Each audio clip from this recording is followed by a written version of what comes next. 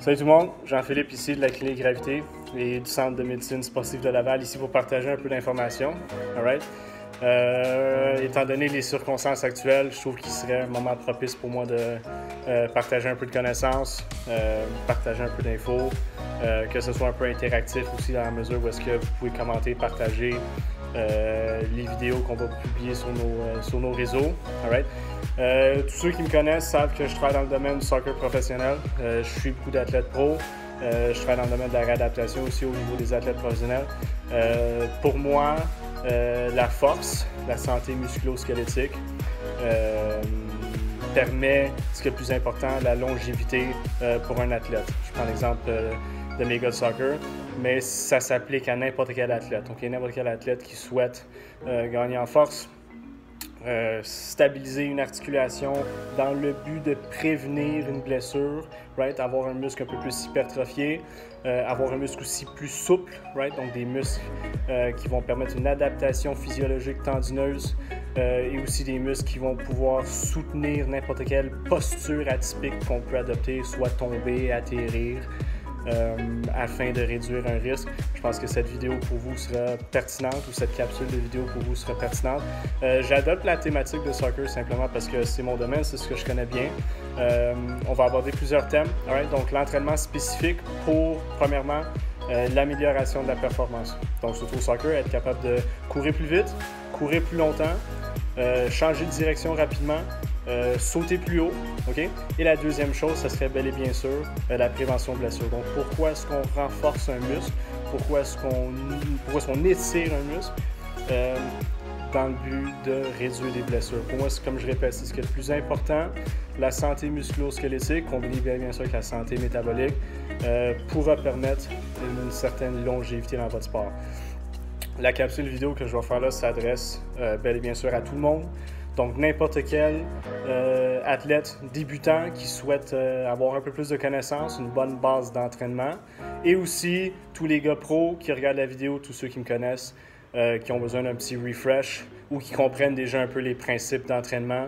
Vous pouvez partager tout ça. Et dans la mesure, encore une fois, que ça soit très interactif pour tout le monde, tout le monde va pouvoir bénéficier des explications que je vais donner en ce qui a trait au mouvement. Alors, j'espère que vous apprenez un petit quelque chose. OK. Donc, le premier exercice, ça va être un split squat.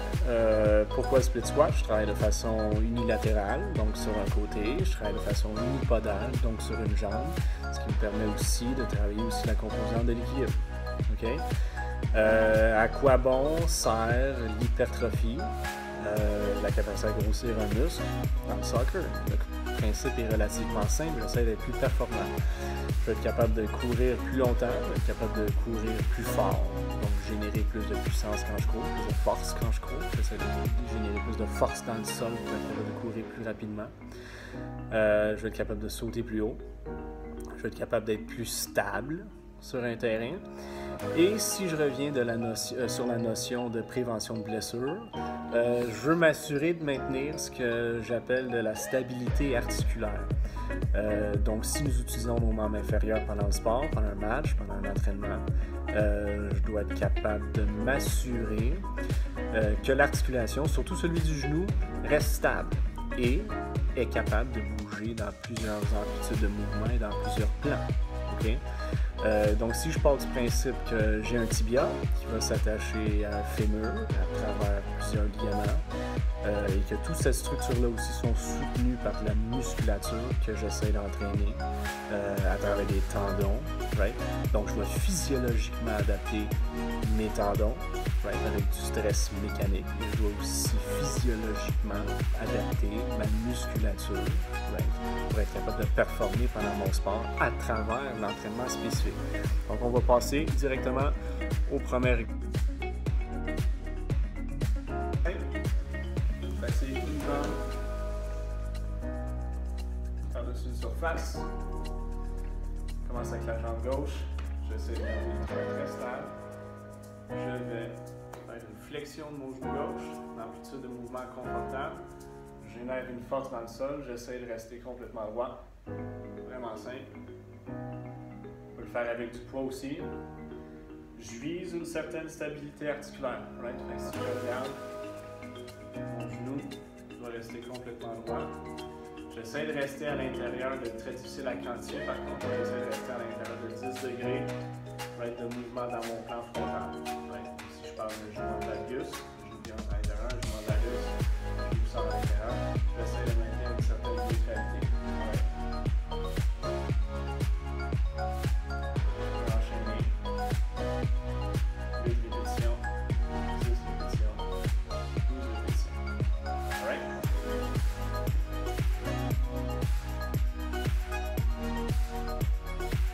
OK. Donc, deuxième exercice, ça va être le squat en gobelet. Donc, avec une charge juste devant moi.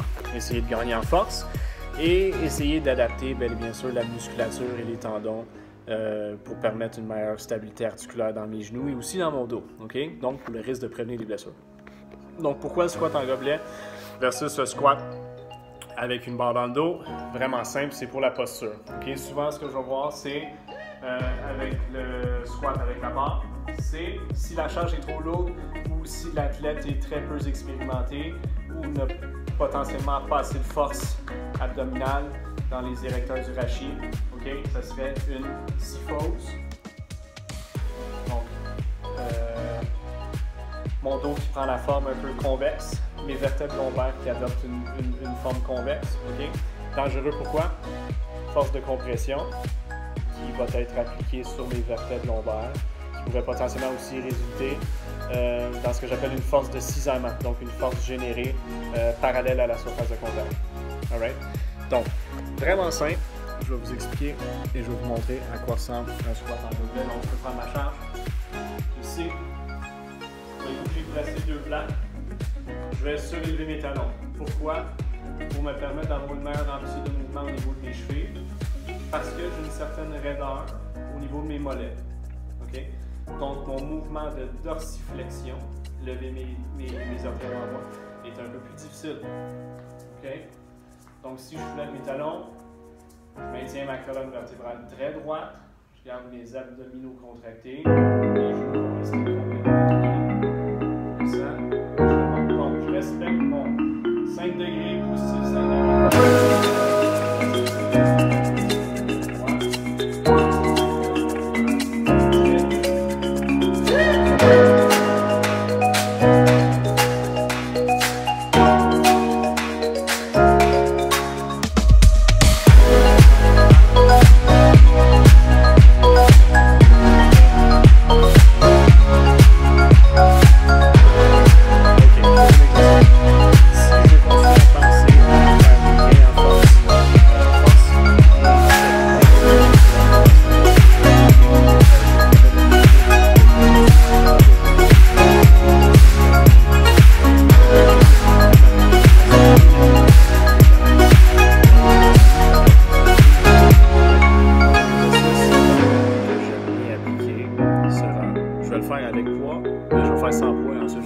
C'est un deadlift, donc un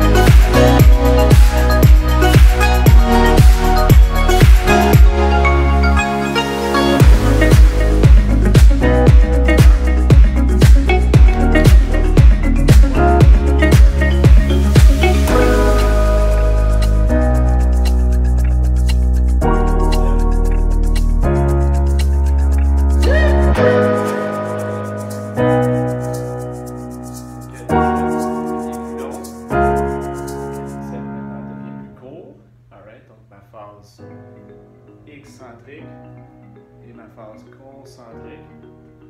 J'essaie de garder mon équilibre. OK?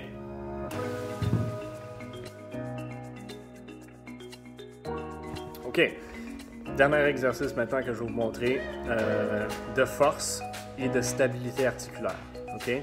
Donc ça, c'est ce que j'appelle le step down. Donc c'est une descente d'une marche très lente et contrôlée. All right? Donc ce que j'essaie de viser à travers tout ça, c'est encore une fois la contraction musculaire de mes quadriceps, de mes ischios, de mon moyen fessier qui va me permettre de garder une certaine neutralité de mon ilium, de mon bassin. OK? Et ce que je vais essayer de faire encore une fois, c'est de garder mon fameux 10% de jeu, donc de valgus et de valgus. Okay? J'essaie de garder le tibia complètement aligné avec le fémur pour éviter toute force de torsion, toute force de cisaillement dans mon ligament croisé antérieur.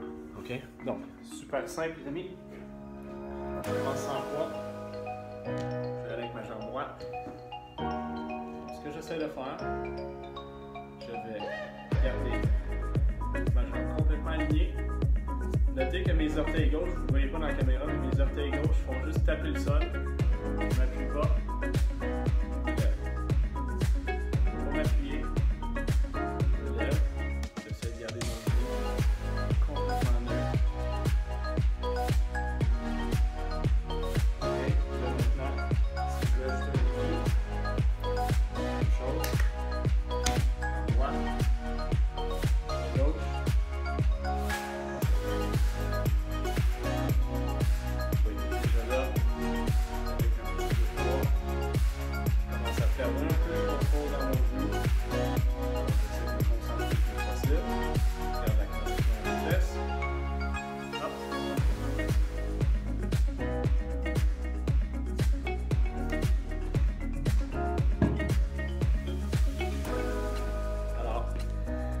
Voilà, 4 exercices de base que vous pouvez faire à la maison, sans charge, sans trop d'équipement, qui vont vous permettre de vous bâtir un peu de force, OK? Et aussi de vous assurer d'avoir une certaine stabilité au niveau de l'articulation du genou, pour réduire le risque de blessure.